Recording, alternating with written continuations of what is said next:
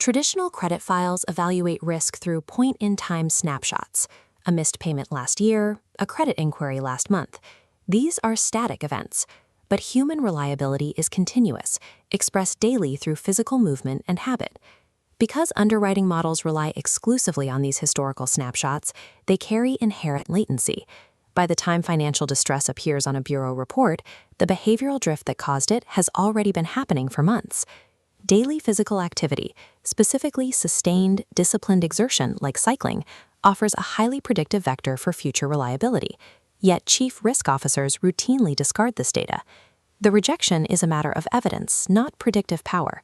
Standard fitness app data is easily spoofed, lacks an immutable audit trail, and fails the rigorous data quality requirements of Actuarial Standard of Practice 23.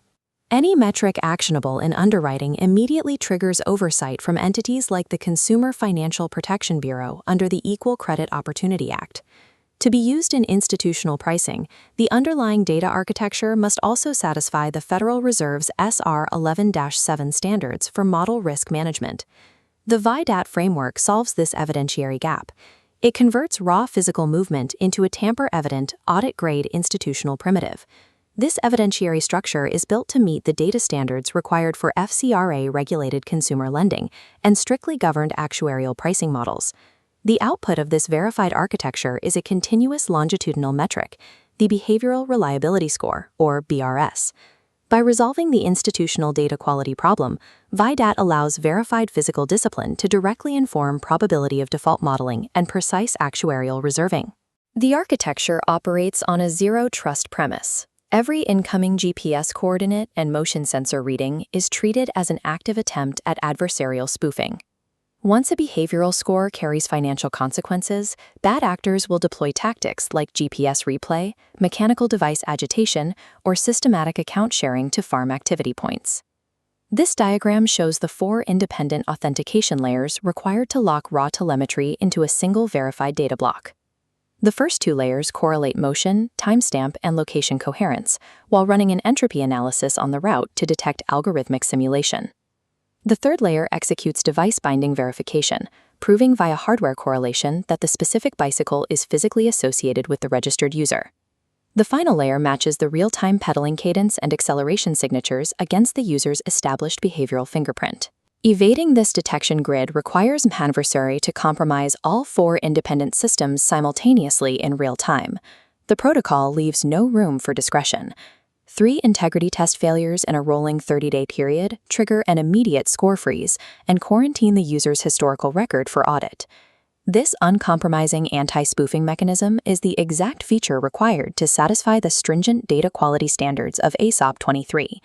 A behavioral metric achieves Tier 1 institutional credibility only through the mathematical proof that the underlying behavior cannot be faked. Validating a single ride is merely the data ingestion phase. The model's value lies in tracking that discipline across a 12-month longitudinal window. This equation calculates the behavioral reliability score by weighting 5 specific behavioral variables. The heaviest weightings apply to the absolute frequency of verified events and the consistency of the behavioral routine over time. The remainder of the score evaluates continuous persistence without material gaps and cardiovascular effort intensity relative to the applicant's peer cohort. Deploying this formula in consumer credit immediately faces a regulatory hurdle, the risk of generating geographic disparate impact under Regulation B. Commuter cycling correlates tightly with the availability of protected bike lanes, meaning a raw behavioral score would systematically penalize applicants living in infrastructure-poor communities. To resolve this, the framework integrates an Infrastructure Availability Index, or IAI, mapped down to the individual census tract level. The algorithm divides the raw BRS by the local IAI value, mathematically normalizing scores upward for applicants facing infrastructure constraints outside their control. This process strips out the socioeconomic and geographic confounders, isolating the user's actual behavioral discipline. Proper geographic normalization allows the BRS to deliver precise discriminatory power to underwriting models while passing statistical fair lending thresholds. Traditional credit scoring is entirely reactive. A bureau score stays static until a missed payment is officially reported by a furnisher. This chart displays a Cox proportional hazards model, which continuously calculates the rate at which previous behavioral discipline loses its predictive value during periods of inactivity. At 60 days of inactivity, the hazard rate shows an estimated risk increase between 12 and 18%, triggering an early warning monitor. Crossing the 90-day threshold forces a mandatory score recalculation and lender notification as the risk multiplier spikes above 1.28. This continuous behavioral decay monitoring extends beyond credit into actuarial applications, specifically for self-insured employer health plans. Actuaries calculating incurred but not reported, or IBNR, reserves traditionally rely on historical claims lag data, leaving significant blind spots regarding current population health.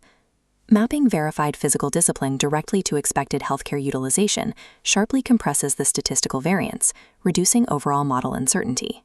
This reduction in variance satisfies Actuarial Standard of Practice 25 regarding credibility procedures, allowing actuaries to assign higher credibility weighting to current behavioral data over historical claims. With a mathematically defensible reduction in population risk uncertainty, employers can safely release a portion of their excess IBNR reserves back into working capital. Replacing static historical assumptions with a continuous survival analysis framework transforms risk management from a reactive exercise into a proactive strategy. The governance architecture and mathematical proofs lead back to the empirical requirement.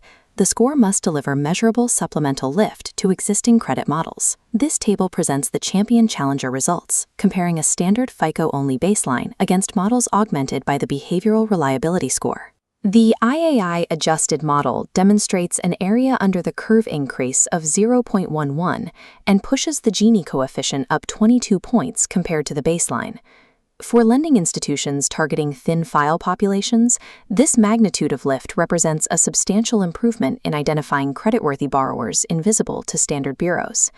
Beyond probability of default, the framework introduces a testable hypothesis regarding loss given default. The thesis posits that borrowers exhibiting long-horizon physical consistency will also be more communicative and responsive during collections, measurably reducing institutional recovery costs. Testing this hypothesis begins with a supervised pilot program, starting with shadow portfolio data collection at credit unions regulated by the National Credit Union Administration. Extracting observed defaults from this pilot is mandatory.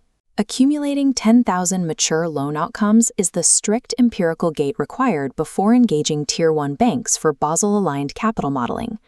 The VIDAT framework provides verified behavioral evidence, engineered specifically to pass the rigorous examination standards of regulators like the CFPB and NCUA. Chief risk officers and actuaries looking to solve the thin file modeling problem can review the full model governance record and engage the pilot at the Dandy Horse Inc.